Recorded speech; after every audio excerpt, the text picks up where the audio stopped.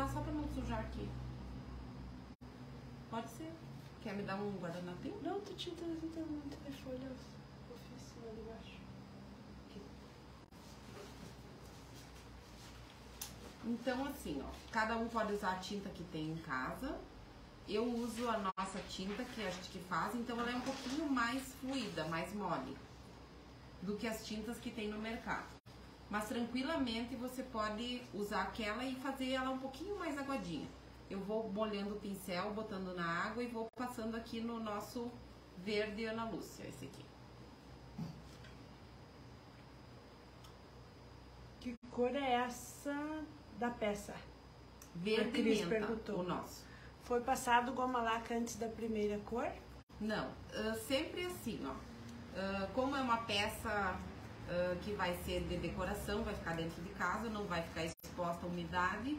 Então nós lixamos a peça, tiramos as imperfeições com uma lixinha fina e com um bolhador de metal e depois a gente já entra com a cor. Vou tirar aqui também. Sempre procurando secar bem entre uma mão e outra. O gesso absorve bem a tinta, então não tem perigo de acumular tinta ou nada. Só passei a cor, a gente passou várias mãos até fechar bem a cor de fundo. Isso é bem importante também. Porque às vezes a pessoa pensa, eu vou passar outra cor aqui por cima, não vai ter problema. Mas sempre fica aparecendo alguma parte que falta. Ou porque a gente vai limpar agora depois esse verde. Para ele ficar só em alguns detalhes. Ó, pode passar. É espalhar a tinta em cima da peça. Como a peça é pequena, eu vou passar em toda ela. Se fosse uma peça maior, acho que poderia ir passando por etapas. Eu não vou me preocupar com o pezinho, porque ele vai ser de outra cor. Vou pegar mais um pouquinho de tinta. Tô aqui no Porto assistindo vocês. Ai, obrigada, amiga. Muito bom. Essa aqui tu vai adorar, Salete. É rapidinha, né? Nós usamos tinta PVA em todas as nossas peças. Em algumas ocasiões que a gente usa alguma tinta diferente. Pano seco, né? Paninho seco. Eu não vou tirar tudo.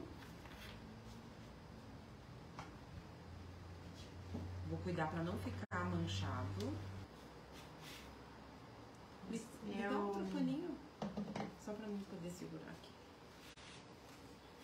Foi passado o verde menta e agora o verde Ana Lúcia, né? Só essas duas cores vão ser usadas.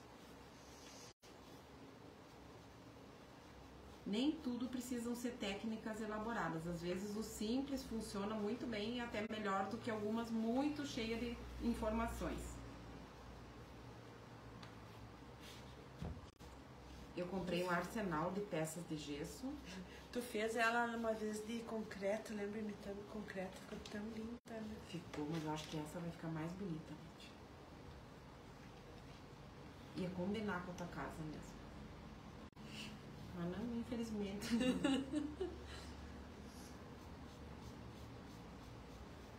Ó, ele tende a dar uma escorridinha, porque a tinta tá bem diluída.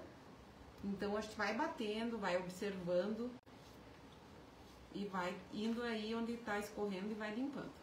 Ela não falta uma. Ó, às vezes sem querer a gente pode passar a unha, dar uma riscadinha, só recoloca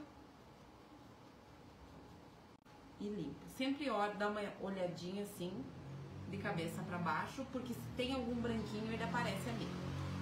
Então eu não vou dar bola para o pé e nem aqui dentro, porque nós vamos depois colocar uma plantinha.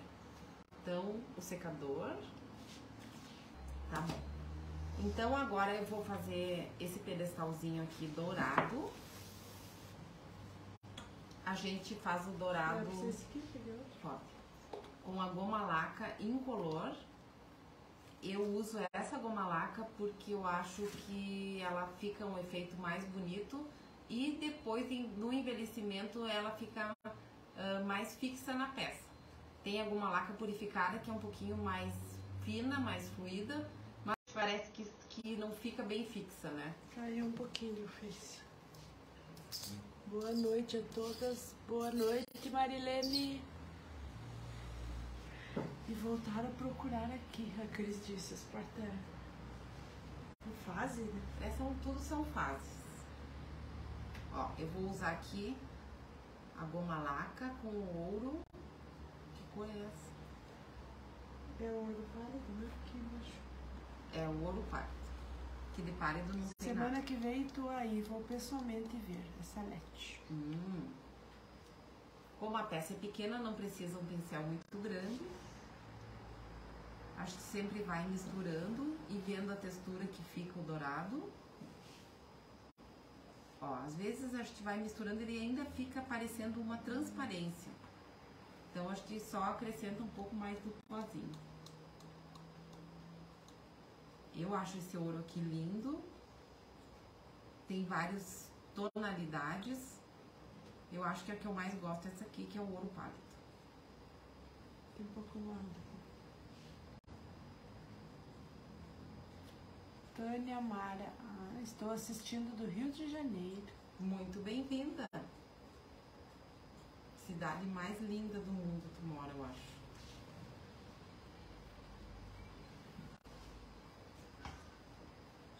Rio de Janeiro. Mas eu acho que aqui hoje estava mais quente que lá, né? Ontem Que era aqui impossível. tava pior, eu acho. Chegou a 36 aqui. Olhem como o dourado fica bonito. Ele fica brilhoso, ele fica lisinho. Então, super indico o fazer o dourado com a goma laca. Sempre usar um pincel seco, que não esteja úmido.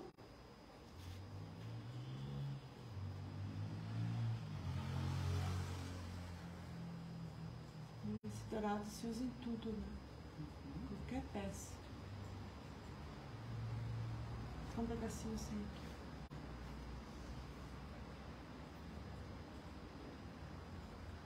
Às vezes a gente olha assim e aquela peça primeira que a Lê te mostrou, só com o primeiro tom de verde, pensa, ah, meu Deus, que sem graça. Mas acontece que depois a gente vai trabalhando e a peça vai tomando a forma que a gente imaginou quando a gente imaginou a técnica. Então eu vou envelhecer, só que eu vou deixar secar um pouquinho esse dourado. Enquanto isso eu vou cortar esse lindo, meu nome? Suculento. Suculento. O ideal é a gente fazer essa parte do dourado e deixar secando naturalmente um pouco. Mas como a gente não pode ficar aqui, né, por horas e horas, eu vou preparando o betume e a gente já vai passar. Fica mais bonito quando a gente deixa o dourado ficar bem sequinho naturalmente, porque daí ele não absorve nada do betume. Eu vou usar o betume em cera. Eu molhei, lembra? Não, esse era do dourado. Tá ali no chão, ó. Caiu. Eu tenho usado o betume em cera nas peças de gesso, porque ele fica um pouquinho mais consistente, então ele fica mais na peça quando a gente vai limpar. E eu uso para diluir o secante de cobalto. Então foi usado o betume da Judéia em cera e o secante de cobalto. Os dois são da Acrylex. Depois vamos botar os... Se quiser usar para diluir o betume e a água rasa mineral, também pode. Mas eu acho que o secante é um pouco mais suave. Então ele não... Acho que não corre riscos assim de tirar tinta ou de tirar o dourado. Eu acho que fica um efeito bem bonito.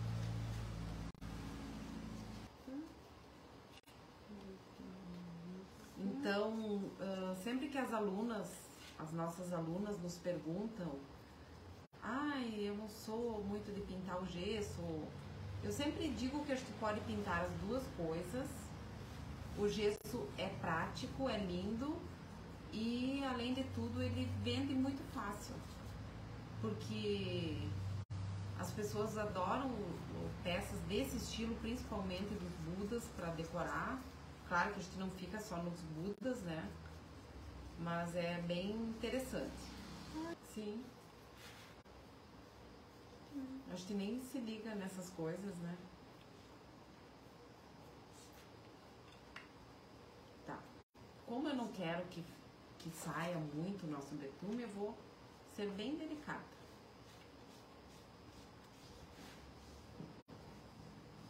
Às vezes, quando a gente faz as peças de MDF, a gente não consegue finalizar na aula, porque geralmente as peças de MDF têm mais detalhes e demora mais. Então, o gesso dá para fazer várias peças numa tarde. Se você deixar os fundos prontos e for fazendo em série, assim, fica bem fácil. Ó, e outra vantagem do betume em cera é que ele não escorre, como o betume que a gente dilui com água rasa, às vezes ele fica saindo aqui dos meinhos. Esse não, ele fica ali, ó. Então, se a gente quer que ele fique mais escuro, ele vai ficar.